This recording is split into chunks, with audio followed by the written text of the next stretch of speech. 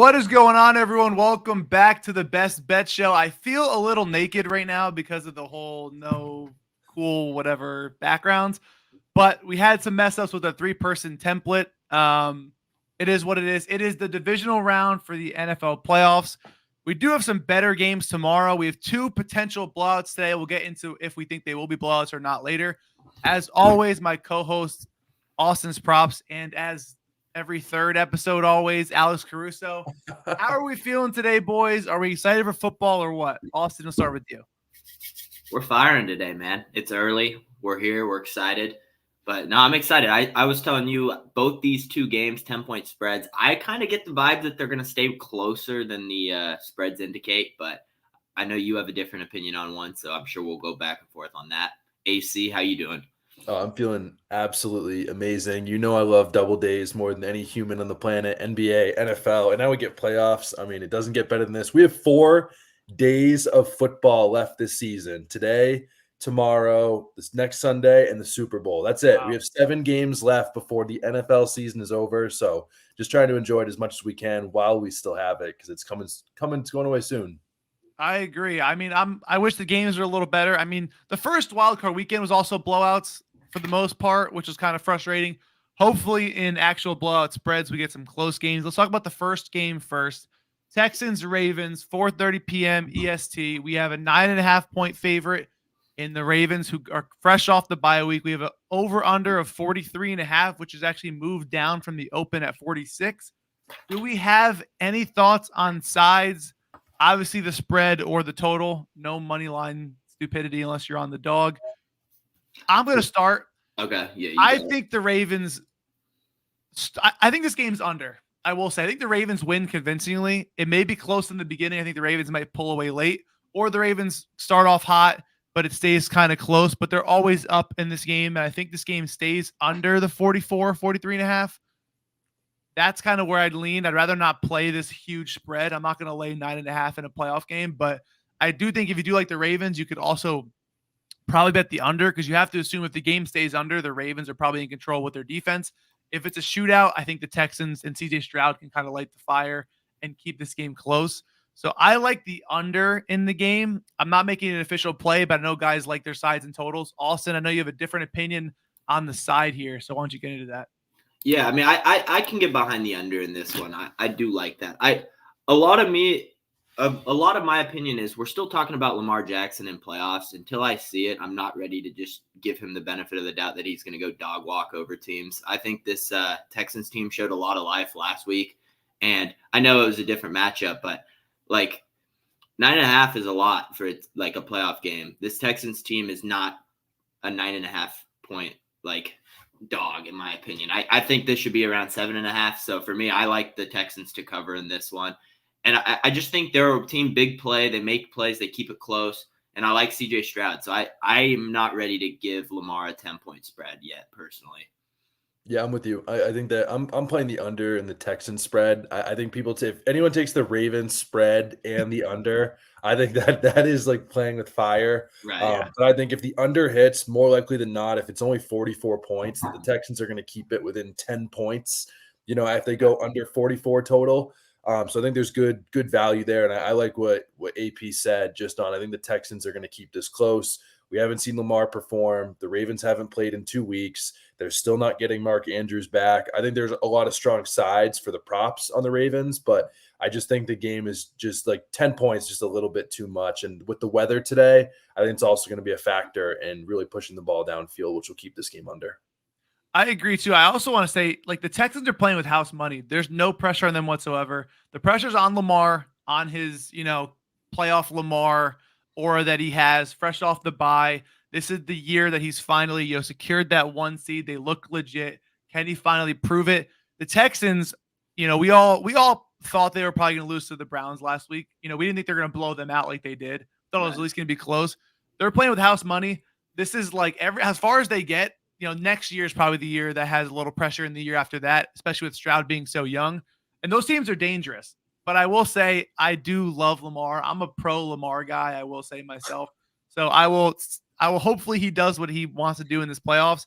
I do think the defense will make this game a lot easier for him. And like the weather said, if this game is close, Maybe the weather takes away the greatest kicker of all time. Who knows? This game could get interesting real quick. We'll get into props first. I know me and AC are kind of on the same play here. I posted already. I don't know if you posted it yet, but you talk about why you like Isaiah and why he likely goes over his receiving yard. Oh my goodness. Well, I mean, right now, over 37.5 for a guy that's probably going to be the wide receiver one for the Ravens today. Like, how do you not take that? Likely's gone over this total in 5 straight games now. The Texans are one of the worst 5 teams in the NFL against tight ends so far this season. So again, when you take wide receiver ones with low totals like that, I think that it's going to be him. I know I'm saying wide receiver and he's a tight end, but he is their number one option for today. I think that's where he goes. And I think that likely, again, 5 straight games. How do we not take it at 6 against a bad defense? I completely agree. Austin, I know you were kind of I'll let you share your thoughts on that before I add a little more to it. I know you're still adding more to your plays. Is likely going to be on your card, or do you like it but staying off? No, I definitely like it. I need to look more into that play personally. I've seen a lot of people on it, so usually, I mean, there's good reason behind it if a lot of us like the similar play. So I don't have too much on that one, but I do like the spot. And I mean, he's been really good. I've seen a lot of good flash from him, especially with Mark Andrews not coming back. Like, if they get through this week, I'm guessing Andrews is back. So we could see him with a chip on his shoulder trying to perform because he knows a guy's coming right back for his spot, you know? I completely agree. Honestly, he's crushed this entire 5-6 week stretch that Andrews has been out. If you look at his receptions line, it's 3.5, about plus 110. But every game he's had 2+ receptions this year, he's had 31 or more. So that's 6 of 7 games with 2+. And that game that he played against the Steelers obviously doesn't really count because that was Huntley and not Lamar. So you can even probably take that game off, take that game away, and that's 5 straight games going over with at least 2+ receptions. And his line is 4. I think if we get 3 or 4 receptions, he's going over easily. You know what's even better than that? I mean, come on now. How about his target line on Underdog right now? Underdog Fantasy, his target line is 4.5 targets. That's wild. That's a little scary with the receiving yards if the books are, setting his line at 4.5 targets, but that's an easy over for me because he doesn't even have to catch a pass the whole game as long as Lamar looks his way 5 times. Like, how does that not happen for a guy that I think is going to lead this team in receiving yards today? Yeah, no, I agree. Austin, I know you have a play. Why don't you get into that real quick on the first game? Yeah, the other thing I was going to say, just piggybacking off that last one, Lamar's at 28.5 pass attempts. So, I mean, that's like his normal line, for 4.5 targets. I feel like that could be a really, really good look. But, continuing on the other side, this spot's not going to be super popular, but I like Devin Singletary over 58.5 rushing yards today. I think it makes a lot of sense. Dameon Pierce is only getting 13% of the snap share. Singletary seeing 73% of the snap share. 6 straight RBs have went over 58.5 yards against this team. We're seeing guys like Najee go 26 carries, 112 yards. Devin Achane, 14 carries, 107 yards. McCaffrey obviously went for 100. We're seeing multiple guys soar through. Singletary, I've played a few weeks in a row just because I like the usage he's seeing. He came up short last week, but it was real close. So I'm going back to it against a Ravens team that this has probably been their weakest point of their team is stopping the run. So I think this game stays close. It's going to have to stay close with Devin Singletary. So that's what I like. Yeah, I'm going to say if they want any chance of staying close in this game, he's going to have to establish himself early and often. Exactly. And they're going to have to move the chains early because if you give this Ravens team short field, they're going to kick you in the ass, just straight up. No doubt. And that's why I'm hoping Texans get the ball to start, honestly, because if they do, I think they get a heavy dose of Singletary early. But I just think 58.5, they've shown when they're down 2, they'll throw a draw in there. They'll throw some pitches, trying to get him involved, trying to get some big plays because they want to do the play action. They want to get their guys in space. So I just think 58.5 is too low, especially with 6 straight RBs. I mean, we got Jerome Ford going for 106 yards against them, so this team has gotten torched even when they've been up. I agree. Alex, you want to add on that? Or I mean, he said it himself. I mean, that's a really good play. It's a low line. Again, I think that the respect is not being given to the Texans.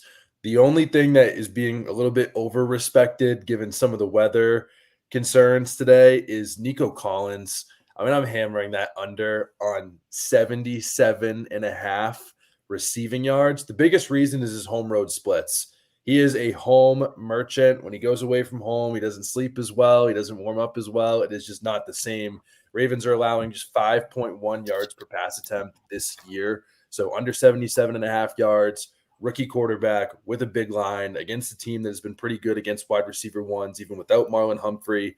I just think that this game it's just a little bit too high, given that this game is an away game. Because again, like I said, he just does not play well when he's away from home. I mean, that could be a fair point. I mean, they also play in a dome, so it's like, the weather is really not a non-factor in every home game he plays. Obviously, he's a deep ball threat. So I like that, especially if the home road splits. I don't know what he does in bad weather, but I mean, it's probably not ideal considering the home road splits.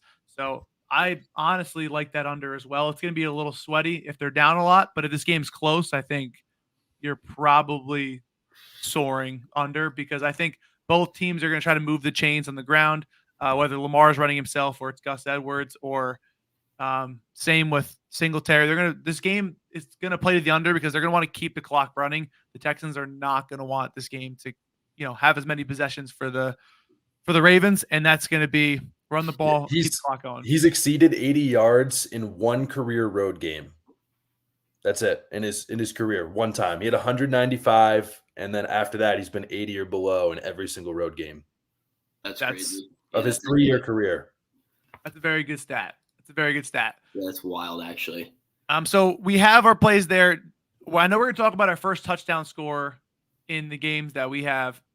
We're going to pick our favorite for the day. Does anyone have the favorite in that game, or is it in the Packers-Niners?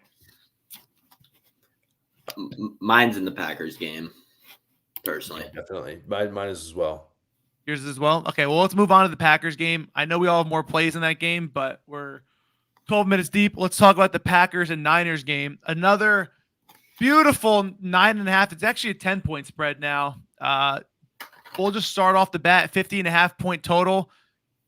Are you guys giving the Packers the same respect you're giving the Texans, or do you guys think this is blowout city? Austin, we'll start with you.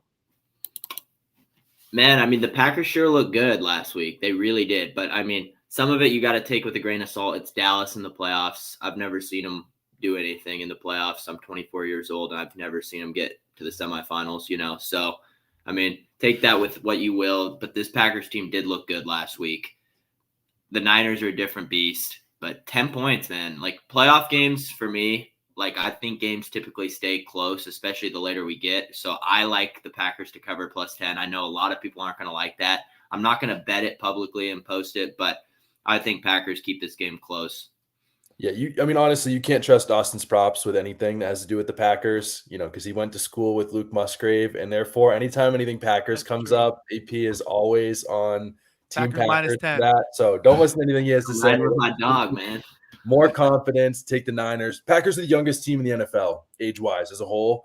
They overperformed against the worst performing playoff team over probably the last 5 years in the Cowboys. The 49ers are the number 1 seed. They're probably the most talented team in the NFL. I'm definitely laying the 10 points here, especially because if Austin's props is rooting for Luke Musgrave, then I obviously have to go against it.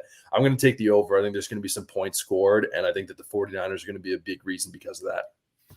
I agree with the over for that reason. I think this game, you obviously don't want to lay the points in and under, but if you think this game's going over, then obviously there's more variance in the game going over and then winning by 10 because there's more points scored in the game.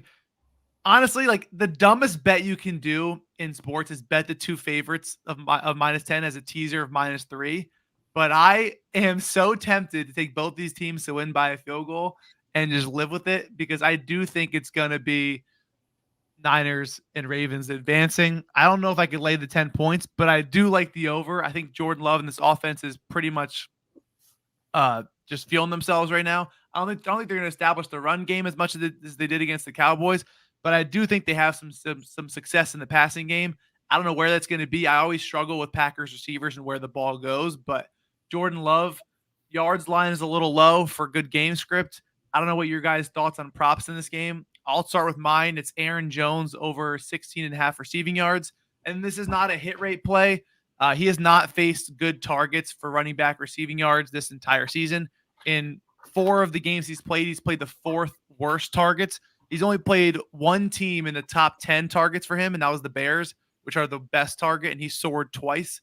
He crushed this line in both catches in that first game, had 30 receiving yards in the second game, and the next closest he played was the Broncos, which are the 12th best target for him, and he soared over as well. The Niners are a good target for him. I think they're going to be trailing late. I also think this pass rush, which the Cowboys did not have versus the Packers, is going to get there and force him to dump it off or use his legs. He's been more of a pocket QB the last couple weeks. I do think he's going to utilize those dump offs well. So I'm taking Aaron Jones at 16.5 receiving yards. What are your guys' thoughts? I love that. I love that. Yeah, I'll let you go. Sorry. Yeah, I mean, I'm probably taking him rushing and receiving. I mean, I think that he's going to be their only hope. He's going to be their focal point.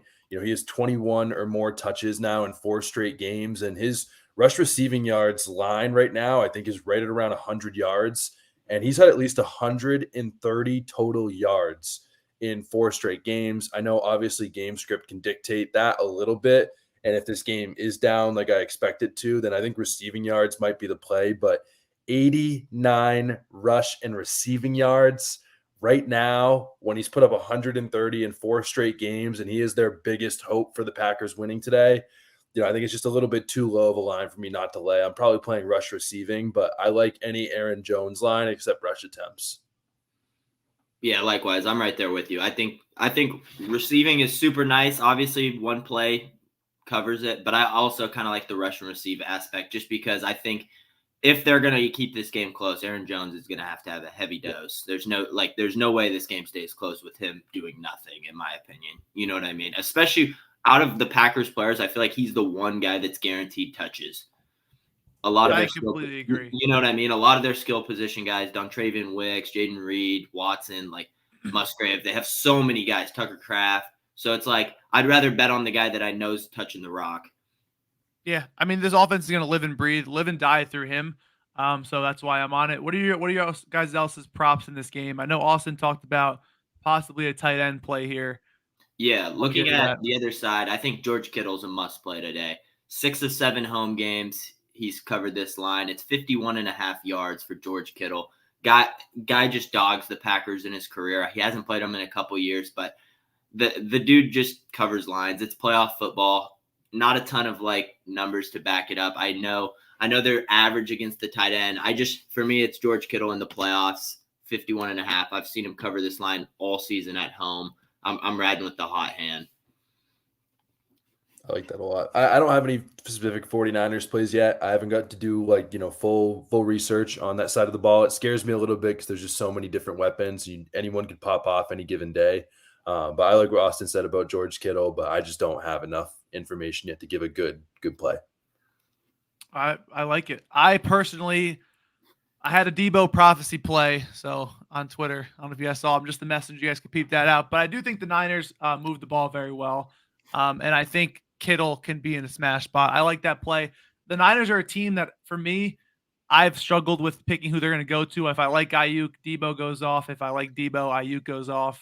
And Kittle, I have not been able to get a read on. So I like the look. I'm probably staying off exact Niners prop. But AC, do you have any plays in this game that you like? I mean, honestly, just the Aaron Jones play is really the only one right now that I'm on. Nothing else so far that I'm super confident in. I think that this game's a little bit tougher prop wise, but Aaron Jones definitely my guy today. I like it. All right, well, that's it for our props. Let's get into the first touchdown score. We're going to pick our favorite one for the 2 games today.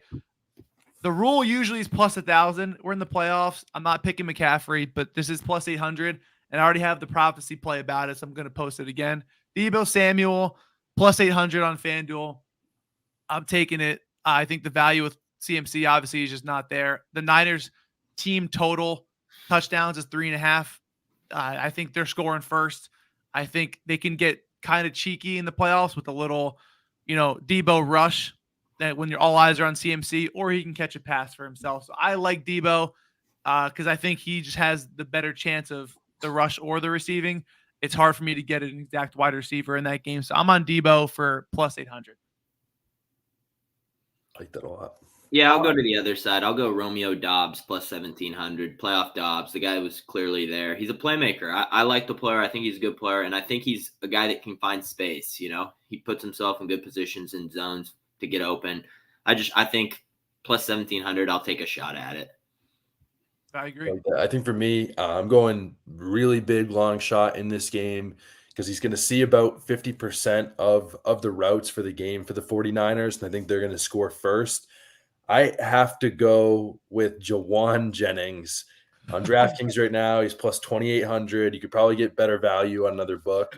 But I love that every game that he's played in the last 5 games, he's played at least 50% of the routes. So he's going to be on the field. I just think that someone that's on the field that much for that value when he's like the 12th or 13th best option for first touchdown, I think I'm going to hammer just a little tiny sprinkle on that and see what happens. Hopefully he can become Justin Watson 2.0.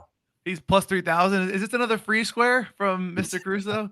This is another free square. Jawan Jennings, how could you not take him first touchdown? It's going to be obvious after the game. Well, you guys heard it here first. Enjoy the weekend. Enjoy one of the last few weekends of football. You heard the plays. Alex and Austin, is always a pleasure doing the show with you guys. That's going to be it for us. We'll see you guys next week. You'll see me and Austin tomorrow. Best of luck in your plays. Check out everyone's Twitter pages for their basketball and football plays today. Peace out. We'll see you guys next time.